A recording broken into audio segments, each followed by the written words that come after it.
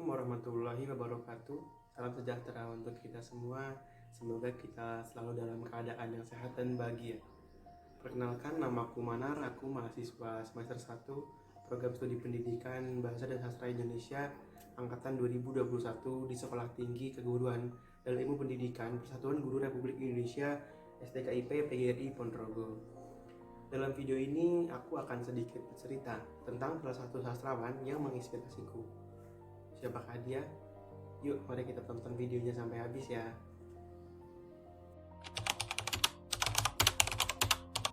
Dia adalah Hamsat Rangkuti.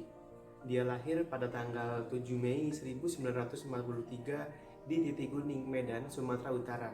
Beliau wafat kurang lebih 3 tahun yang lalu pada tanggal 26 Agustus 2018. Anak keempat dari 6 bersaudara ini sebenarnya bernama Hashim Muhammad Rangkuti. Hamsat adalah singkatan dari namanya sendiri, Hashim Muhammad.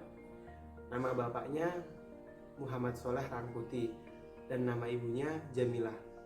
Hamsat menikah pada tahun 1972 dengan gadis Purworejo bernama Nurwindasari. Dari perkawinannya itu, mereka dikaruniai 4 orang anak, yaitu Bonang Kiswara, Girindra, Bungaria, dan Anggi Mauli. Hamsat Rangkuti mengawali pendidikannya di sekolah rakyat di daerah Kisaran, Sumatera Utara tahun 1950 sampai 1955. Tahun 1955 sampai 1958, Hamsat bersekolah di SMP. Setelah tamat dari SMP, Hamsat ikut pamannya ke Tanjung Balai.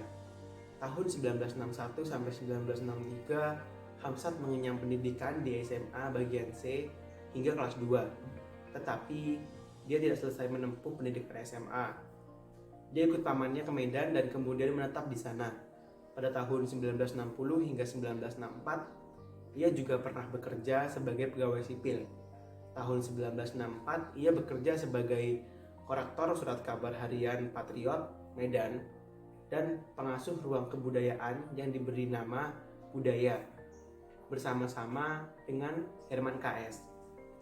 Tahun 1964, Hamsat bekerja sebagai wartawan surat kabar harian Sinar Masyarakat Medan dan pengasuh ruang kebudayaan yang diberi nama Menara.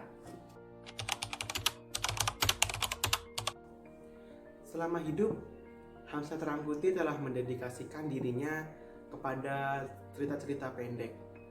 Pria asal Sumatera Utara ini juga telah meraih penghargaan She Write Award pada tahun 2008. Di antara ratusan cerita pendek yang dia karang, sebagian diterjemahkan dan dikumpulkan dalam buku-buku kumpulan cerpen yang hingga saat ini masih beredar di pasaran. Hamsat juga pernah mendapatkan penghargaan lainnya untuk konsistensinya dalam menulis. Di antaranya penghargaan Sastra Pusat Bahasa tahun 2001, Khatulistiwa Literary Award tahun 2003 untuk kumpulan cerpen Bibir dan Pispot, dan juga penghargaan Anugerah Kebudayaan dan penghargaan Maestro Seni Tradisi tahun 2014. Ratusan cerita pendek berhasil ditorehkan Hamsat Rangkuti di Hasanah Sastra Indonesia lewat cerpen berjudul Maukah Kau Menghapus Bekas Bibirnya di Bibirku Dengan Bibirmu yang ada dalam buku kumpulan cerpen Bibir dan Pispot. Nama Hamsat kian melambung. Cerpen ini pertama kali diterbitkan pada tahun 1998 dan dibukukan bersama cerpen-cerpennya yang lain pada tahun 2003. Yang kemudian buku kumpulan cerpennya diterbitkan ulang pada tahun 2016. Cerpennya begitu fenomenal dan menggugah pembaca untuk melihat cerita di baliknya. Tokoh aku yang berada di sebuah kapal dalam perjalanan pulang ke Tanah Minang bertemu dengan seorang perempuan yang mau meloncat dan melepaskan satu persatu helai pakaian yang dikenakannya, termasuk menghapus bekas bibir pacar dari bibirnya. Cerita itu meledak, dianggap mampu memutarbalikkan logika dan sukar diprediksi. Kemudian buku kumpulan cerpen dengan judul Wanita Muda di Sebuah Hotel Mewah. Kumpulan cerpen ini terbit pertama kali pada tahun 2000, kemudian terbit ulang pada tahun 2016. menyajikan cerita yang dekat dengan keseharian dengan sentuhan sofistik dan imajinasi liar yang meninggalkan kesan mendalam. Dia dengan cerdik menggoda kita agar menjadi penonton yang terpesona oleh peristiwa yang direkanya. Selanjutnya, buku kumpulan cerita pendek dari Hamzat Rangkuti yang kembali diterbitkan dan tersedia di pasaran adalah Panggilan Rasul. Buku ini pertama kali diterbitkan pada tahun 2010, kemudian diterbitkan ulang pada tahun 2016. Terdapat 14 cerita pendek dari Hamzat yang bernapaskan keislaman, berlatar kehidupan masyarakat desa dan perkotaan sehari-hari. Cerita-cerita dalam buku ini dikemas dengan makna yang mendalam mengenai keagamaan yang ada di lingkungan masyarakat kita.